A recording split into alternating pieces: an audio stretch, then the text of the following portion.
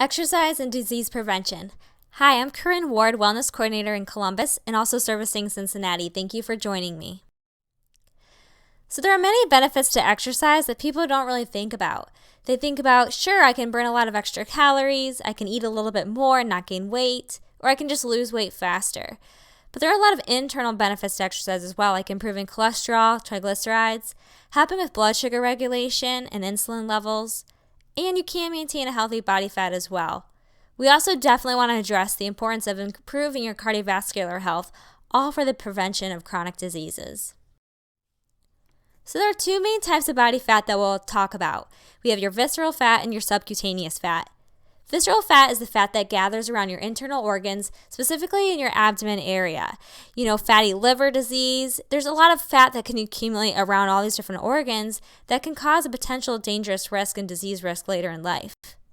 Now, subcutaneous fat is more just annoying. It can cause dimpling, cellulite. It's usually that extra little fat on that outside layer that you can pinch. So in your abdomen, your hips, your butt, your stomach, all those areas. Again, it's not as dangerous or correlated with disease. Exercise may help improve blood sugars and weight management as well. What it specifically does is it helps improve your insulin sensitivity. So we need insulin to work efficiently by connecting to the cells, and which opens up the door and allows the sugar to get inside all your cells and to be used as energy.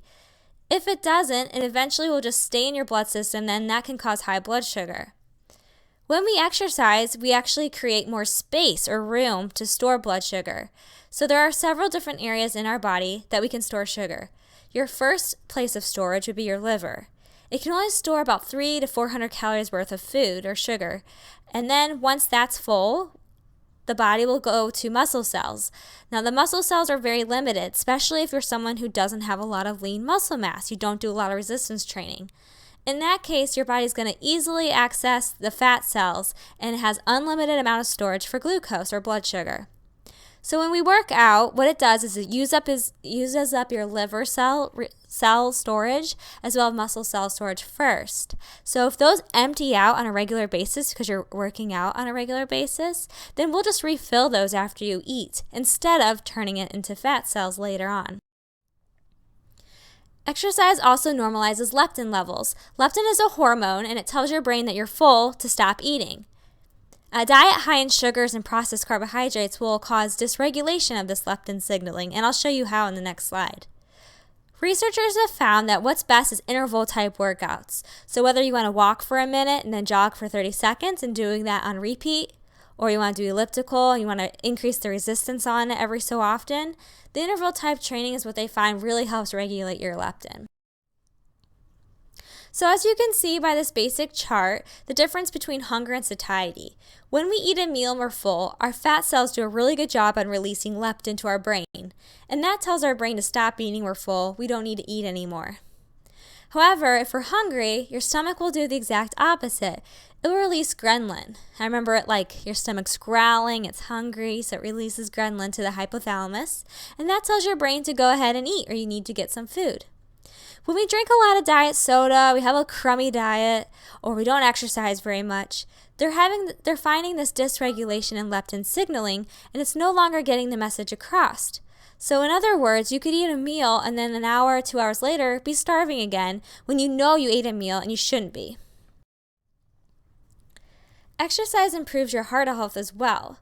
Your heart is a muscle, so it does need to be worked for it to get stronger and to get better. People who maintain an active lifestyle have a 45% lower risk of developing heart disease. What it does is it helps that heart muscle pump more blood with less effort. So your heart rate or your beats per minute will actually be less the more fit and active you become.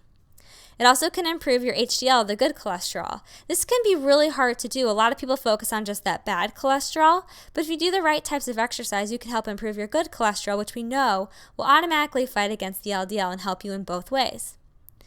Overall, exercise and activity does reduce inflammation, and it does make your arteries more flexible and pliable, so like that blood flow can go right through it without any clogging or artery plaque forming.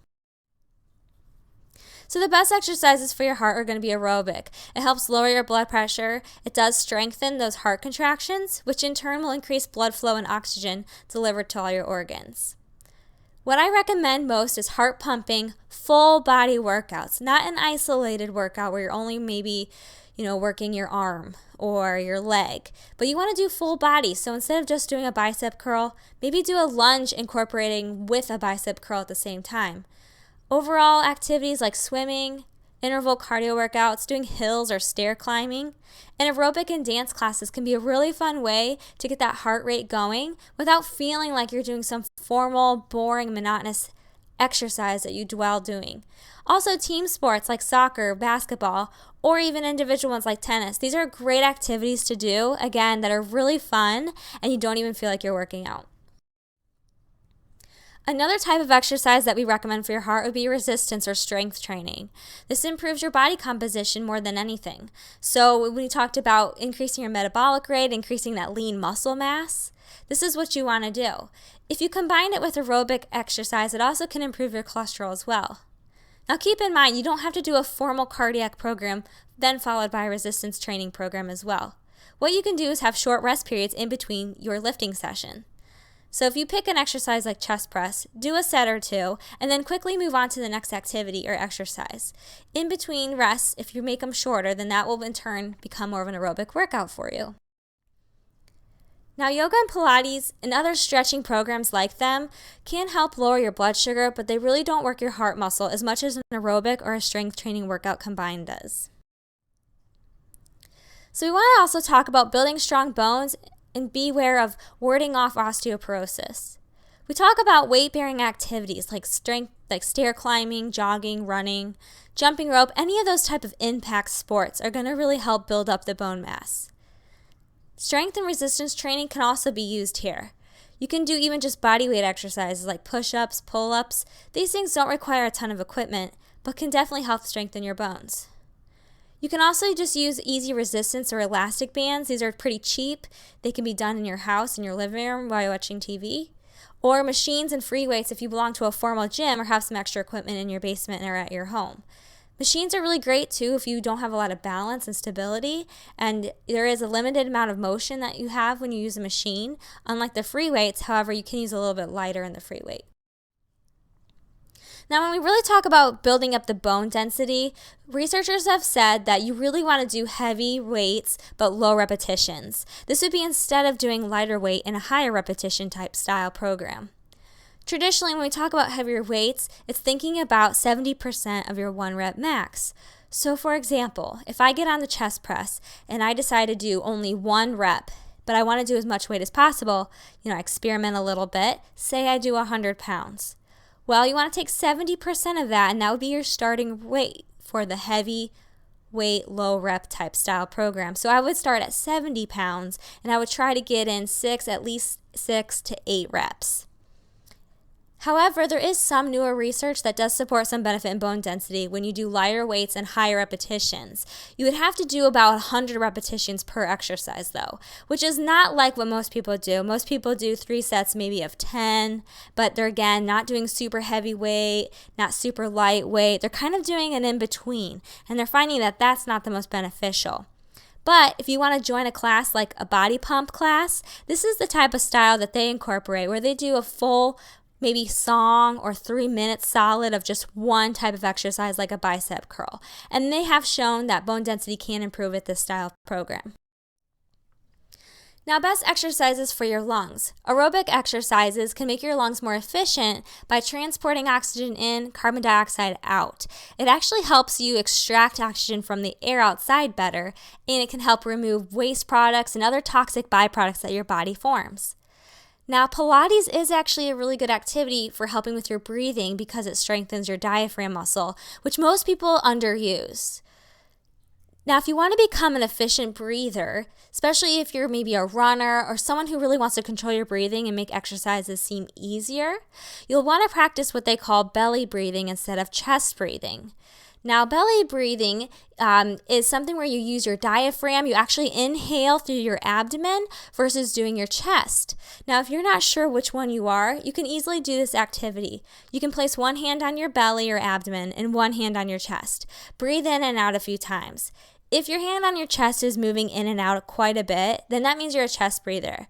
Now, practice trying to move only the hand on your abdomen. It takes a lot of practice, but over time, if you become efficient at it, that's actually the better way, and it can also help with some relaxation techniques as well. Exercise can lower cancer risk. There have been several studies who have shown women who exercise have a 30 to 40% reduced risk of breast cancer. What this does is it actually lowers estrogen and insulin levels, and we know in excess, those can become cancerous. There's also been a lot of studies who show exercisers reduce their risk of colon cancer in both men and women by 20% compared to those that are sedentary. Now, what this is doing is changing in digestive acids and other growth factors in your body, and therefore can help reduce cancer risk. Exercise may also help balance your mood. So if you're someone who deals with a lot of stress, anxiety, some depression, exercise and activity can actually release feel-good neurotransmitters such as serotonin and dopamine and other endorphins as well. Swimming is also a really good activity, especially if other activities are hard on your joints and your muscles, or you don't have a lot of balance. This can also be a really great way to elevate mood. It actually does work your heart and get your heart pumping, and again, it's easy on your joints. Tai Chi, yoga, Pilates, any of these type of more stretching, breathing activities are just going to help you relax. And again, they will strengthen some of those muscles that you don't use as much, like your stabilizer muscles, your diaphragm, and it can help decrease that stress in your system.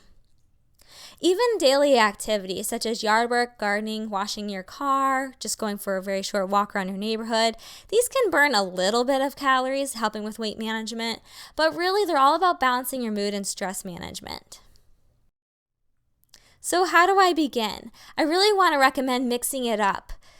Aim for at least 30 minutes of an aerobic type style workout on most days. You can do more if you like, but you don't necessarily have to do too much more, maybe 30 to 60 minutes on most days. I also highly recommend incorporating 2 days of moderate intense resistance training as well, because when we talked about, you really want to build up your lean muscle mass. It burns more calories, it can help strengthen your heart muscle as well, and it does help you with your other activities that you love doing. So if you're a runner or you love playing tennis, you're going to be better at it because you're going to have more power to everything that you do. And last, I want to recommend stretching out between or after workouts. Now, if you love yoga and you're able to go to an hour yoga formal session once, twice a week, that's wonderful. But if you can't and you're like me, once you do your 30 minutes aerobic activity, just try to stretch for about 10 minutes immediately afterwards. Or like I said, even in between. Sometimes when I'm watching TV, instead of just sitting on the couch, I'll start to, do some stretches, roll out some muscles, kind of massage anything that feels sore. And really the most important thing about that, it's going to help you maintain an activity level that you want. You're going to be able to run the next day. You're going to be able to lift weights the next day and not be as sore. And it's also really important just to keep it for your flexibility and keeping flexible as you get older as well. Here's just a list of references. If you want to look further into it, you can refer to these. Also, you can ask me if you have any questions moving forward. Thanks again for joining us for the first part of our 4-part series. Our next segment will be on stress management and how does that prevent disease. Thanks again.